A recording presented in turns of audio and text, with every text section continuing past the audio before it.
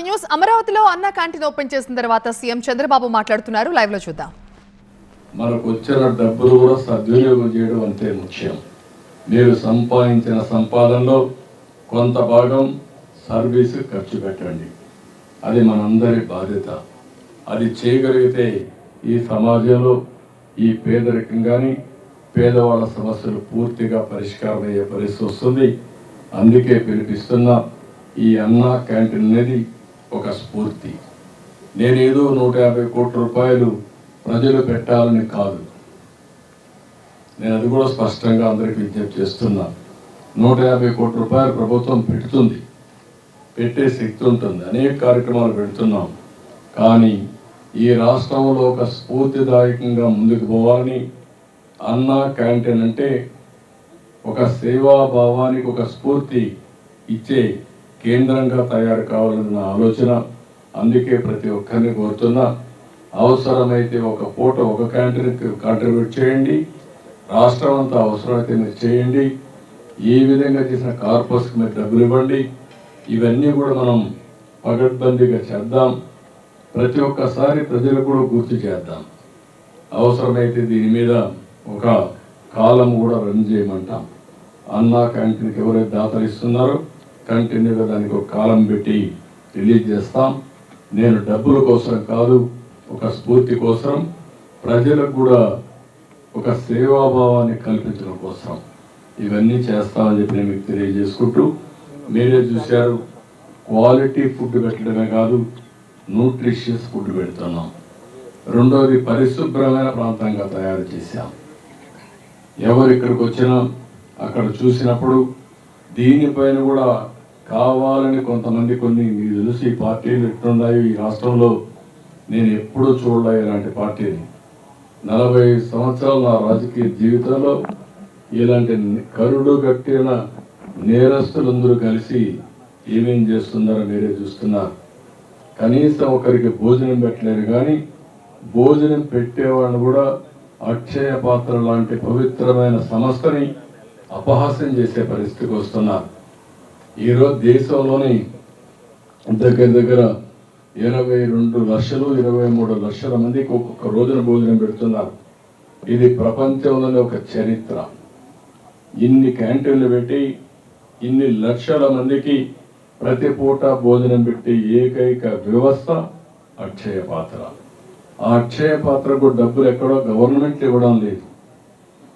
ఇలాంటి సేవా కార్యక్రమాలు చేసి వాళ్ళకి వచ్చే డబ్బులు వస్తున్నాయి. ఇప్పుడు మనం ఈ కార్యక్రమాన్ని చేపట్టాం కాబట్టి మనం ఇచ్చే డబ్బులు వాళ్ళకి వస్తాయి. ఎలాంటి లాభాల కోసమో డబ్బుల కోసం పనిచేయకుండా సేవాభావంతో పనిచేసే వ్యవస్థ.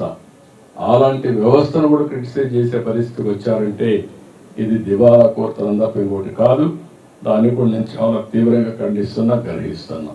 ఏది ఏమైనా ఈ ఉద్యమం ఇదే మార్గం కొనసాగుతుంది. ఎక్కడ కూడా నిలిపే సమస్య ఉండదు. నేను ఎన్నికల మేనిఫెస్టోలో ఒకే మాట చెప్పాను. నేను ఆ విషయాలు రేపు మాట్లాడతాను. ఈరోజు దీనికే కన్ఫైన్ అవుతాను. సార్, ఈ తిరుమల లడ్డు ప్రసాదం విషయంలో ల్యాబ్ రిపోర్ట్స్ బయటపడ్డాయి. ఇప్పుడు మీరు ఎలా భరోసా ఇస్తారు భక్తులకు? అందుకనే భక్తులందరూ కూడా మనోభావాలు దెబ్బతిన్నాయి. ఎవరు ఊహించలేదు. వెంకటేశ్వర స్వామి హిందువులకి కలియుగ దేవుడు. ఒక నమ్మకం, ఒక విశ్వాసం. అందుకనే ఎప్పుడు కూడా అందరూ నమ్మేది, ఎవరైనా వెంకటేశ్వర స్వామికి అపచారం తలపెడితే నెక్స్ట్ జన్మలో కాదు ఈ జన్మలోనే పనిష్మెంట్ ఇస్తాడని. అలాంటి వెంకటేశ్వర స్వామి సన్నిధిలో కూడా అపవిత్రం చేయడం కోసం కడాన ప్రసాదాల్లో కూడా మీరు నేను ఏదైతే చెప్పానో అలాంటి ముడి సరుకులు ఏవైతే వాడారో ఇవన్నీ నాసిరకం కాకుండా అపవిత్రమైన ముడి సరుకులను వాడారు. ఆ విషయమే ఈరోజు టీటీడీ కూడా ఎంక్వైరీ చేసినప్పుడు, టెస్టులు చేసినప్పుడు బయటపడిన వాస్తవాలు. ఇలాంటి దుర్మార్గులు ఏం చేయాలో నాకైతే అర్థం కావడం లేదు. ఒకసారి బాధ, ఆవేదన ఉంటుంది. కక్కుర్తికి కూడా అద్దులు ఉంటాయి. కక్కుర్తి కూడా అద్దులు లేకుండా ప్రవర్తించి అంటే మేము ఏమైనా చేస్తాం అనే అహంభావంతో ముందుకు పోయారు. అందువల్లనే ఇలాంటి సమస్యలన్నీ వచ్చాయి. ఇక్కడే కాకుండా మీరు చూశారు తిరుమల పైన ఎంత మొత్తం శానిటేషన్ దెబ్బతీశారు, ప్రసాదాలు దెబ్బతీశారు, అన్నా క్యాంటీన్ దెబ్బతీశారు. కడాన వెంకటేశ్వర స్వామిని తీసుకుపోయి పెళ్ళిళ్ళు పేరంటాలుంటే అక్కడ కూడా ఊరేగించే పరిస్థితికి వచ్చారు. నేను ఆ రోజు కూడా తప్పు పట్టాను. రాజకీయ ప్రయోజనాల కోసం ఒక వెంకటేశ్వర స్వామిని వాడుకోవడం కరెక్ట్ కాదు.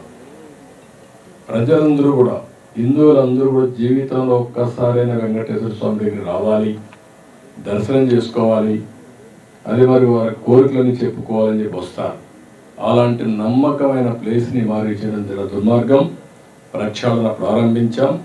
ఇప్పటికే చాలా వరకు ఇంప్రూవ్మెంట్స్ వచ్చాయి. దీన్ని లాజికల్గా తీసుకెళ్తాం.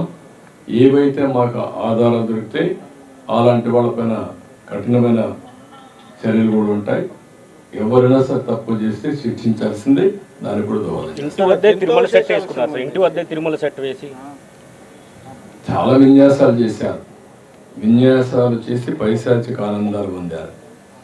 అందుకే నేను చెప్పింది ఏంటంటే ఈ రోజే కాదు, చాలా రోజులు భక్తులందరూ మనోభావాలు దెబ్బతిని చాలామంది చాలా విధాలుగా బాధపడ్డారు.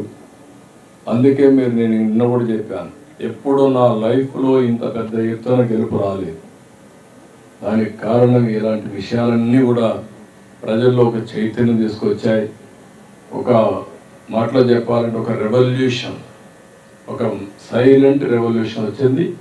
దాని ఫలితమే నేను ఎలక్షన్ రిజల్ట్స్. ప్రసాదంలో జంతువశేషాలు వాడడం మీద ఏమన్నా ఎంక్వైరీ ఏమన్నా? మీకు ఈరోజు వచ్చిన రిపోర్ట్లో ఎవిడెన్స్ వచ్చాయి. ఆ ఎవిడెన్స్లో ఏది అనేది నిర్దిష్టంగా ఇది ఇన్ఫీరియర్ క్వాలిటీ ఉన్నాయి, ఇలాంటి పదార్థాలు కూడా ఉండడానికి ఇలాంటి ముడిసరుకు ఉందని చెప్పడానికి అవకాశాలు ఉన్నాయి. చాలా స్పష్టంగా చెప్పారు.